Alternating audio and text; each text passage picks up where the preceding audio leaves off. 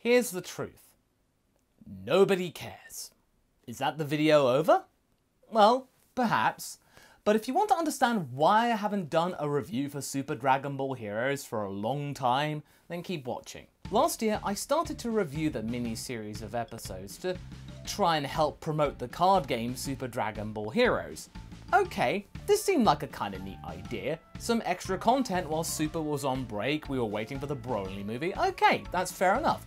I'm glad that it existed, just as something that we could get our teeth stuck into, and to give Tadayoshi Yamamuro something to do after losing the main animation contract to Nahiro Shintani. But pretty soon, it just became quite clear for what it was, even though that we knew what it was for to begin with. Because these episodes were only about 9 minutes long, with a good 20% of that time dedicated to just the intro, full length for a regular anime episode, mind you, as well as a commercial for the next card that is coming out for the game, which was also how the schedule was mapped out. So you didn't get a new episode until there was a new card or cards or an update to the game came out. And we can't even get this game here save for World Mission, and that didn't exactly get the world buzzing. And yes, I know, this is not meant for the Western market. Bandai knows that we're seeing this. They want to test the waters, that's why we got World Mission. But the next best thing, I think, is the Dragon Ball Super card game. It's something I really should get into after I got the secret rare Vegito, and I had no idea of the significance of this when I pulled it. Go and check out the video if you want to see my reaction to it, and how lame and mediocre it was. The main point of this video is that I'm not going to review these episodes anymore because it's just not worth it. I get the feeling that the makers of this miniseries didn't really intend for this promo anime to go on for as long as it has. I think the initial arc was the original idea, just to keep it like 7 or 8 episodes, neat little miniseries. And then the Western interest meant that they had to keep going with this and decide just to throw in new elements just for the sake of it and follow trends. Now let me tell you why I came to this conclusion. Hearts are new main baddie instead of Fu or Kumba or Pirate Zamasu or Kami Oren.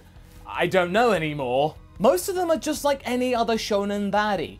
Kami and Oren are like the two quirky underlings, squandering the rather neat concept of Tuffle Ingenuity, a new version of Baby? Poor execution of an otherwise neat idea. Where have we seen that before? And there has been some very good instances of animation when they bring the big guns in from the main series or from the movie. Credit where credit's due there. There are some moments where it looks very good, but it's just that. Moments. Not to mention it's really inconsistent, so Kami Oren can beat down Blue Vegeta, but they can be floored by Piccolo's special beam cannon that has no charge time. Oh, and the anger that Trunks has towards Zamasu being one-dimensional and hasn't really evolved at all? Yeah, that's very well done, guys. And when it came time to me to try and catch up to the series, I was able to watch this at double speed and not miss anything that was going on. With Super, I could in theory do that too, but I didn't do that. I watched it at normal speed out of respect. For Super Dragon Ball Heroes, nah, Fu's barely there anymore, and he was the main draw. It was a neat idea. Put all these different forces together in the same place and see what happens. The intergalactic toy box. Nah, forget that. That's boring. And yes, even the idea of a giant kaiju beast, the Kami Oren toothpaste welt monster, it falls flat because the design is so mediocre. Just give me Anilaza any day, and if you want something really intimidating, just give us first form Hirudegarn. They somehow summon Hirudegarn in again, and why didn't they do that?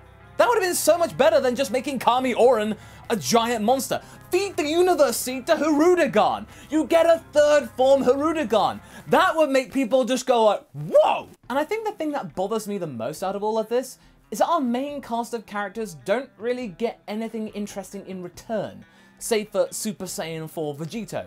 And even seeing Super Saiyan 4 being animated in general, that was a huge boon to begin with. But those ideas were exhausted early on. And yes, we did get to see Goku and the Grand Priest Gi confirming some of our long-held thoughts and theories on the subject, but we just get the same transformations again and again.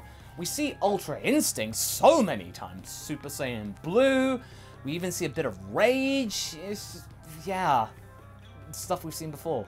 Even the intros have gone really cheap, with the animation that's made specifically for it not used anymore, and it's just previously animated segments from earlier episodes. And this actually has a knock-on effect by making the theme song sound cheap, where actually, when I first heard it, it sounded pretty cool. So what have they done to really bring in the audience this time? Gogeta. Yeah, that worked for the Broly movie, right? Well, not entirely.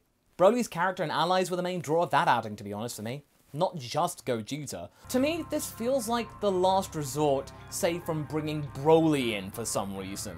In fact, I'm really surprised they haven't done that yet. Oh yeah, they just bring Jiren and Hit back at random times too, even though they were thought to be written out of the story. It's like they're throwing everything at the wall and seeing what sticks. Oh, and Kumba! You know, that evil ancient Saiyan, that was something meant to be really big for the series? Oh yeah, you just stick him in Universe 3, he's down for the count. Okay, so much for that. And I'm still annoyed they didn't actually just make him Raditz. That would have been so more interesting. But one thing I will say, it was pretty funny seeing Zamasu being crushed to the size of a pea. I'll give the show that. In closing, don't expect any more reviews from me because I don't care. And you don't seem to care that much either. And the algorithm certainly doesn't care. People do watch it. I've seen the view counts on episodes get quite high, but it's only because it's new content. There's nothing new here, save for a new card to sell in Japan. It's a shame because it started off as being quite fun and fast-paced. Now it just feels like it's fallen into a mold. Baddie gets a new form, the heroes struggle, then try everything that they can.